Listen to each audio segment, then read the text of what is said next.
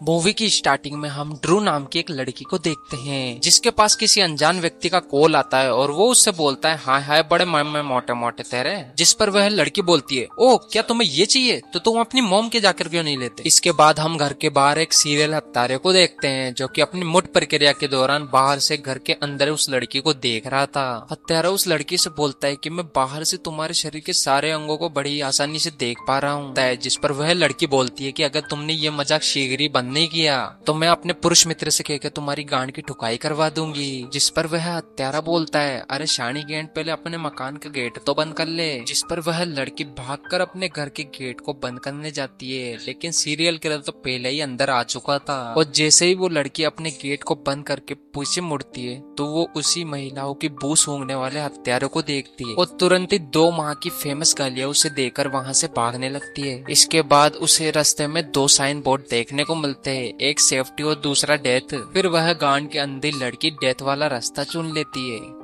पीछे पीछे वह भूत भी ये गाना गाते हुए आ रहा था, मैं हूँ भूतिया दे दे मुझे अपनी छूछियाँ। और बोलता है मुझे कहते हैं लोग भूत पर मैं लेता हूँ केवल लड़कियों की हूत। कुछ दूर भागने के बाद आखिरकार भूत उसे पकड़ ही लेता है और अब वो ठरकी भूत उसे नग्न कर देता है। फिर वह उसके पपीतों में अपना खंजर घुसा देता है लेकिन खंजर तो असली में सिलिकॉन में घुस गया था जिसका इस्तेमाल अक्सर सनी लियोन और मिया खलीफा जैसी एक्ट्रेस अपने करंजों को पपीता बनाने के लिए करती है और इसे सर्जरी द्वारा मम्मो में डाल दिया जाता है। इसके बाद लड़की जैसे तैसे करके अपने आप को भूत से छुड़ाकर भागने लगती है और अब वो केवल एक जोड़ी चड्डी बनियान में सड़क पर अपनी जान बचाने के लिए भाग रही थी। तभी उस लड़की के सगे डैड उसी सड़क से अपनी गाड़ी में निकल रहे थे लेकिन आज उन्होंने ड्रग्स की पन्नी सूंघ रही थी जिस कारण वो गाड़ी को रोकते ही नहीं है और जैसे ड्रू अपनी जान बचाने के लिए गाड़ी के आगे आती है तो वो गाड़ी से उसी को उड़ा देते हैं और अब वो हत्यारा उस लड़की को आकर मार देता है। इसके बाद हम एक कॉलेज में एक ग्रुप को बैठे हुए देखते हैं जिनका नाम क्रमशः गंडवी, सस्ता भड़वा,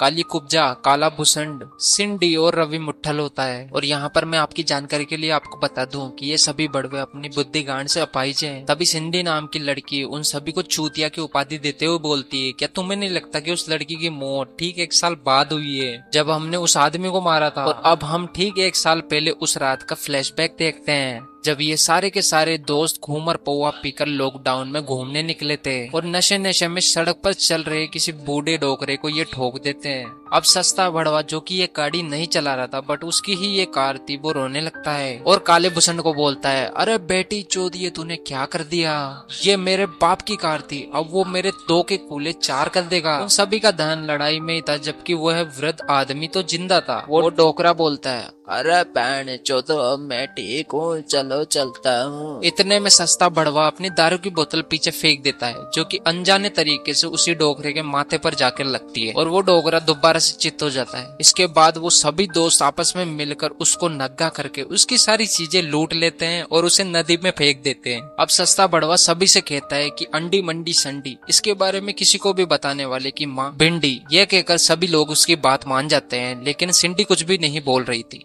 इस पर सस्ता भड़वा उसका गला पकड़ के उसको बोलता है कि तुमने सुना मैंने क्या कहा, हमें इस बारे में किसी को भी नहीं बताना। इसके बाद फ्लैशबैक खत्म हो जाता है और हम वापस से प्रेजेंट टाइम में आते हैं। फिर हम वहां पर एक सेक्सी सी न्यूज रिपोर्टर को आते हुए देखते हैं जो कि उसी लड़की के मर्डर के केस में इन्वेस्टिगेशन कर रही थी। वो एक पुलिस वाले से मदद मांगती है जिस पर पुलिस वाला बोलता है मुझे डीले बाबूलाल जी पसंद नहीं है हर साइड में। इसके बाद हम एक हफ्सी व्यक्ति को देखते हैं जिसके पास रिपोर्टर जाकर बोलती है क्या तुम इस केस में मेरी मदद कर सकते हो, जिस पर वह हफ्सी बोलता है कि बिना फायदे के तो मैं किसी का भी नहीं लेता। अब न्यूज रिपोर्टर से बोलती है कि वो वैन दिख रही है तुम्हें, उसके अंदर तुम मेरे साथ कुछ भी करना चाहो तो कर सकते हो। और अब हफ्सी का मूड बन जाता है और वो उसे लेकर वैन में चला जाता है। फिर हम सिंडी को देखते हैं जिसे एक नोट मिला था, उसमें लिखा था कि मुझे पता है तुमने लास्ट हेलोवीन क्या किया था। दूसरी तरफ हम सस्ते बड़वे को देखते हैं जो कि जिम करके जब अपने लॉकर रूम में आता है तो उसे एक फोटो मिलती है जिसमें किसी ने उसके 2 इंच के नुनू की फोटो खींचकर रखी थी, जिसे देखकर सस्ता भड़वा बहुत ज्यादा चिढ़ जाता है और अब वो ये बात अपने सारे सभी दोस्तों को बताता है। वो बोलता है कि बकरी चौदह ऐसा किसने किया है, किसकी गांड में गधे का बाल है, जिस पर सभी उस फोटो को देखकर हंसने लगते हैं और बोलते हैं कि किसी का इतना छोटा कैसे हो सकता है।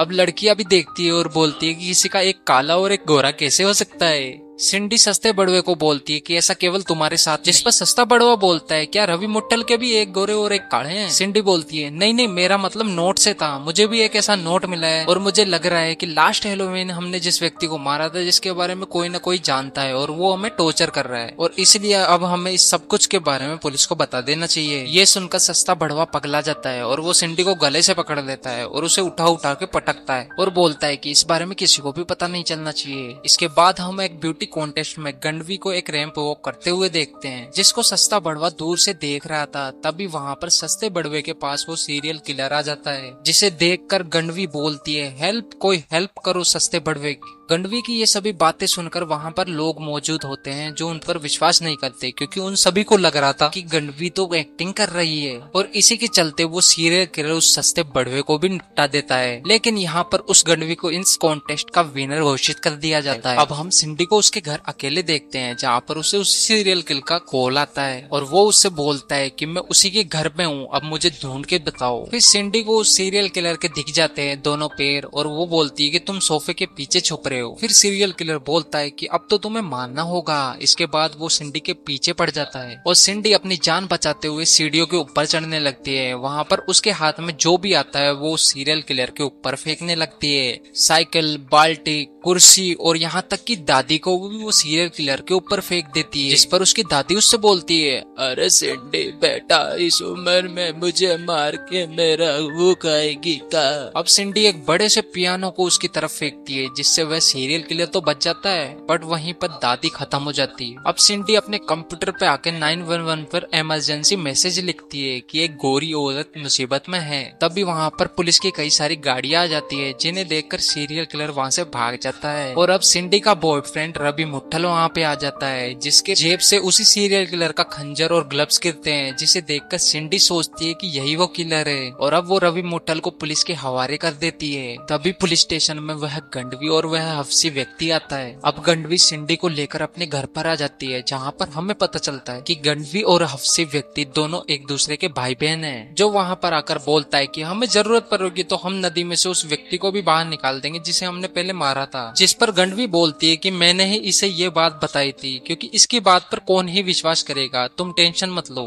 फिर सिंडी को दोबारा से उस सीरियल किलर का फोन आता है जिसे सुनकर वो समझ जाती है कि रवि मुट्ठल सीरियल किलर नहीं था क्योंकि सीरियल किलर तो अभी भी उसे कॉल कर रहा है। अब अगले दिन हम गंडवी को उसके लॉकर रूम में देखते हैं जहाँ पर वो सीरियल किलर आकर उसे भी खत्म कर देता है। फिर हम उसी रिपोर्टर को एक जगह रिपोर्टिंग करते हुए देखते हैं। तभी वहाँ पर एक लड़की कार चलाते हुए आती है। रिपोर्टर उससे पूछती है कि तुम यहाँ पर अकेली क्या कर रही हो? वह बोलती है कि मेरा बॉयफ्रेंड यहाँ पर आने वाला है। रिपोर्टर बोलती है कि शायद हो सकता है तुम्हारा बॉयफ्रेंड मारा गया हो और अब बारी तुम्हारी हो। जिस पर वह लड़की बोलती है अरे बंदर मादे बच्चियों, ये 2 मेगापिक्सल का कैमरा लेकर क्या चूतिया आप मजा रखा है। तभी वो सीरियल किलर आकर उस लड़की को मारने लगता है और वो लड़की हेल्प के लिए रिपोर्टर से कहती है। रिपोर्टर बोलती है कि अगर मैं तुम्हें हेल्प करूंगी तो मुझे टीआरपी कहाँ से मिलेगी, और देखते ही देखते वो सीरियल किलर उस लड़की को मार देता है। अब ये दिमाग से पैदल रिपोर्टर उस किलर को भी पूछती है कि तुम्हें मर्डर करके कैसा महसूस दे रहा है। जिस पर वह किलर बोलता है भाड़ के पकड़ो, मुझे मेरा काम करने दो वरना तुम्हारा भी गांड फाड़ दूंगा मैं। फिर हम काले भूसंड और काली कुब्जा को मूवी देखते हुए थिएटर में देखते हैं। फिर काला भूसंड मूतने वहाँ से चला जाता है। इसके बाद काली कुब्जा बहुत जोर जोर से वहाँ पर चिल्लाने लगती है। तभी वहाँ पर सीरियल किलर भी आ जाता है। वो अपने कच्चे से खंजर निकालने ही वाला होता है कि तभी आसपास की सीटों पर बैठे हुए लोग अपने खंजर निकालकर काली कुब्जा को मार देते हैं क्योंकि वो उन सभी लोगों को मूवी शांति से नहीं देखने दे रही थी। इसके सिंडी को देखते हैं जो कि अपने दोस्त लोगों के साथ अपने घर में पार्टी कर रही होती है। वहीं पर सीरियल किलर इस बार मोटे माल पर नजर डालता है। वो एक मोटी लड़की के पीछे पड़ जाता है। मोटी लड़की हत्यारे को देखते ही उसे माँ की कसम चढ़ा देती है, जिस पर सीरियल किलर बोलता है कि तू आज भाग कितना भाग सकती है मोटी। जिस पर मोटी भागने लगती है और गैराज के गेट में छोटे से छेद में उसका पिछवाड़ा फंस जाता है। अब वो हत्यारा गैराज के गेट को ऊपर कर देता है लेकिन मोटी के वजन से वो गेट ही सभी दीवारों को लेके पड़ जाता है। फिर हम काले भूसंड और उसके सभी दोस्तों को देखते हैं जो कि हुक्का बार के मजे ले रहे थे। तभी वहाँ पर हत्यारा भी आता है और वो बोलता है कि मुझे भी पिलाओ, और अब वो भी सस्ते नशे लेकर मदहोश होने लगता है। इसके बाद सिंडी के घर पे हम उस हत्यारों को देखते हैं जो कि रवि मुट्ठल को चाकू मार देता है। अब सिंडी नीचे जाकर एक गन लेके आती है और रवि मुट्ठल को जल्द से जल्द हॉस्पिटल पहुंचाने लगती है। तभी वहाँ पर काला भूषण भी आ जाता है। फिर सिंडी से गन लेकर रवि मुट्ठल उस काले भूषण को गोली मार देता है। फिर हम देखते हैं कि रवि मुट्ठल तो दरअसल नाटक कर रहा था, उसे कहीं पर भी चोट नहीं लगी हुई थी। इसके बाद काला भूषण भी उठ खड़ा होता है और अब रवि मुट्ठल और काला भूषण सिंडी को घेर लेते हैं, जिस पर सिंडी पूछती है कि तुमने आखिर ऐसा क्यों किया, जिसका जवाब देते हुए रवि मुट्ठल बोलता है कि तुमने मुझे गुलाम भी कभी भी नहीं दी, जिसके कारण मुझे हमेशा ही हाथ से काम चलाना पड़ा। सिंडी बोलती है कि मेरी केवल गुलाबी लेने के लिए तुम इतने लोगों को मार दिए, जिस पर रवि मुट्ठल बोलता है हाँ, और अब हम दोनों तुम्हारी लेकर